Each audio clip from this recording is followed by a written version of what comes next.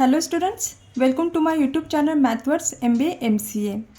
देखिए स्टूडेंट्स, हमने नया टॉपिक शुरू किया है ग्राफ थ्योरी का, और आज की इस वीडियो में हम बहुत इंपॉर्टेंट वाले टॉपिक देखने जा रहे हैं जिसका नाम है Eulerian circuit, Eulerian graph, Hamiltonian path, Hamiltonian graph और हैमिल्टोनियन सर्किट। तो ये बहुत ही इंपॉर्टेंट टॉपिक है ग्राफ थ्योरी के। ठीक है, तो चलिए आज का ये वीडियो अपना स्टार्ट करते हैं। ये वीडियो स्टार्ट करने से पहले आप सबसे मेरी रिक्वेस्ट है, अगर आप मेरे चैनल पर नए हो तो मेरे चैनल को सब्सक्राइब जरूर कीजिए, लाइक कीजिए और ज़्यादा से ज़्यादा अपने फ्रेंड्स के साथ शेयर जरूर कीजिए। तो चलिए आज का वीडियो स्टार्ट करते हैं। देखिए सबसे पहला पॉइंट क्या है अपना, यूलरियन सर्किट। तो सबसे पहले हम उसका डेफिनेशन देख लेते हैं, उसके बाद में फिर मैं यहाँ पे आपको एग्जांपल एक्सप्लेन करूँगी। देखिए क्या है अ सर्किट। सर्किट किसको बोलते हैं? देखिए स्टार्टिंग और एंडिंग वर्टेक्स यहाँ पे सेम रहेगा, राइट, तो उसको हम बोलेंगे circuit. A circuit in a graph is said to be an Eulerian circuit if it traverses each edge in the graph once and only once. अभी देखिए यहाँ पे क्या बोला है कि जितने भी एजेस रहेंगे पूरे के पूरे एजेस कवर होने चाहिए, और हर एक एज एक ही बार हमें कवर करना है। रिपीटेशन एज का यहाँ पे नहीं होना चाहिए, लेकिन यहाँ पे वर्टेक्स का रिपीटेशन हो सकता है। ठीक है, तो देखिए यहाँ पे ये डायग्राम जो है यहाँ पे मैं बता देती हूँ आपको। देखिए कितने वर्टाइसेस हैं यहाँ पे, देखिए ABCDEFGHIJKL। ठीक है, इतने वर्टाइसेस है और यहाँ पे हर एक एजेस के लिए मैंने यहाँ पे नंबरिंग किया हुआ है, राइट। अभी देखिए फॉर एग्जांपल अगर मैं वर्टेक्स L से स्टार्ट करती हूँ, ठीक है, अपना डेफिनेशन क्या है यूलरियन सर्किट का कि एक एज एक ही बार आनी चाहिए और एज का रिपीटेशन नहीं होगा, वर्टेक्स रिपीट यहाँ पे हो सकते हैं। तो देखिए अगर मैं स्टार्ट करती हूँ अपना वर्टेक्स L से, L E11, ठीक है, K E10, J E9, I E8, H E7, G E6, F E5, E E4, D E3, C E2, B E1, A E12, L, right. अभी तक मैंने क्या किया, जितने भी बाहर के एजेस है पूरे के पूरे एजेस मैंने यहाँ पे कवर कर लिए, एक भी एज अभी तक रिपीट नहीं हुआ है। ठीक है, उसके बाद में फिर देखिए हम कैसे करेंगे। L तक आ गए हम, यहाँ पे भी देखिए फिर से L के बाद E13, B E18, D E14, F E15, H E16, J E17, L। यानी कि रिपीटेशन हो रहा है यहाँ पे। देखिए कौन कौन सा वर्टेक्स का रिपीटेशन हो रहा है, L का हो रहा है, B का हो रहा है, D का हो रहा है, F का हो रहा है, H का हो रहा है, J का हो रहा है। ठीक है, लेकिन यहाँ पे एजेस जो भी है वहाँ पे रिपीटेशन नहीं हो रहा है। ठीक है, तो देखिए मैं क्या करती हूँ, जो पाथ मैंने यहाँ पे ट्रैवर्स किया वो पाथ मैं यहाँ पे लिख के देती हूँ, सो दैट आपको ये जो डायग्राम है वहाँ पे यूलरियन सर्किट है वो आपको क्लियर हो जाएगा। रूट लंबा होगा तो इसलिए मैं क्या करती हूँ यहाँ पे दो पार्ट्स में उसको लिख के लेती हूँ। देखिए मैंने कहाँ से स्टार्ट किया है, L से स्टार्ट किया है, L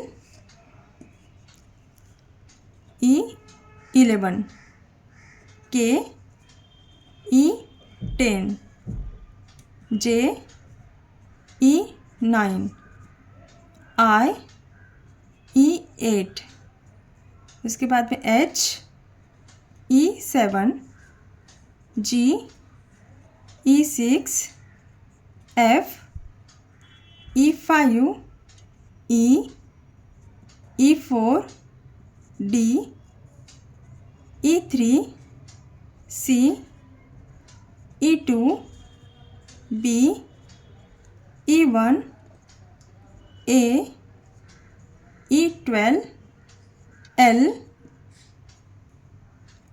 E13, B E18, D E14, F E15, H E16, J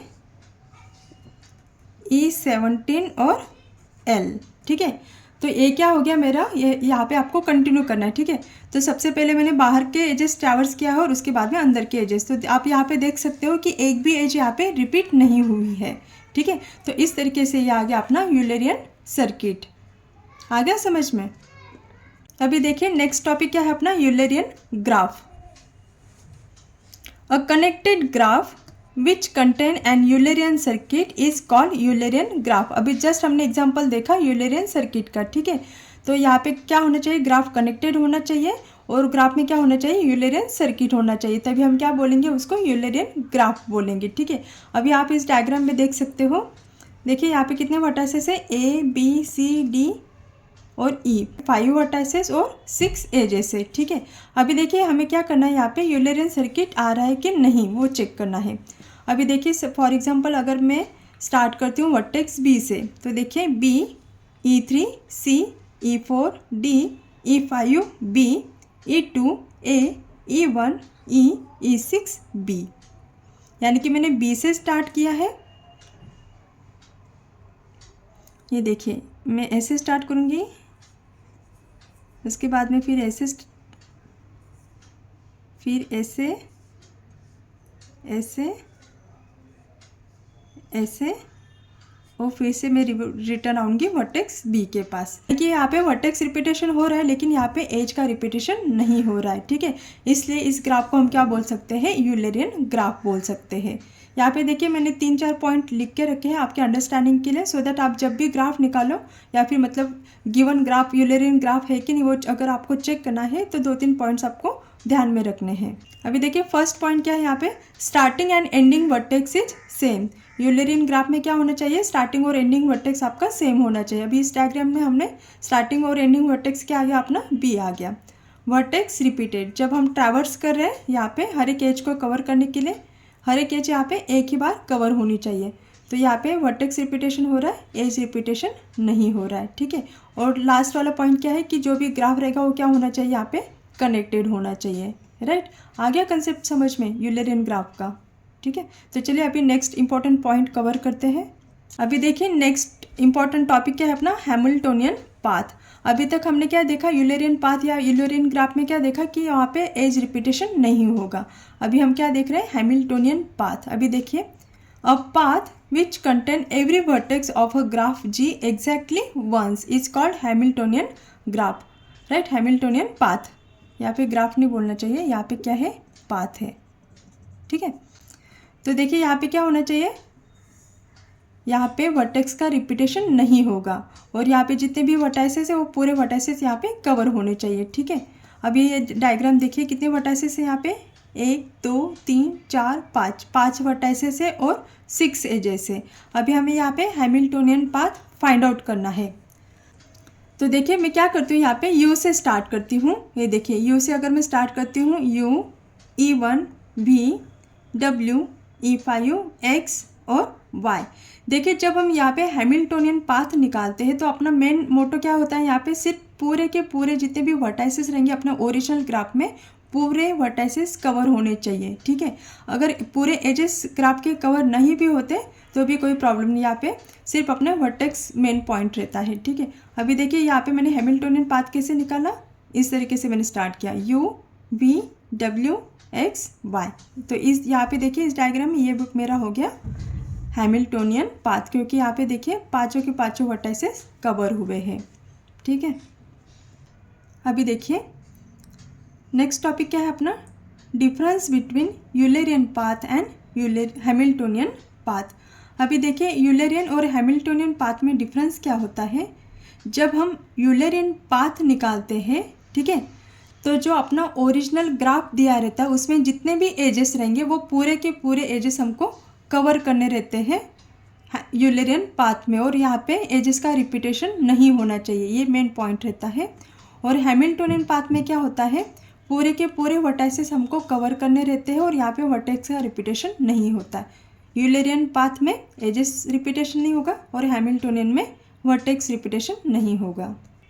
अभी नेक्स्ट देखिए क्या है, Hamiltonian circuit, a circuit that passes through each of the vertices in a graph G exactly one except the starting vertex and end vertex is called the Hamiltonian circuit, ठीक है।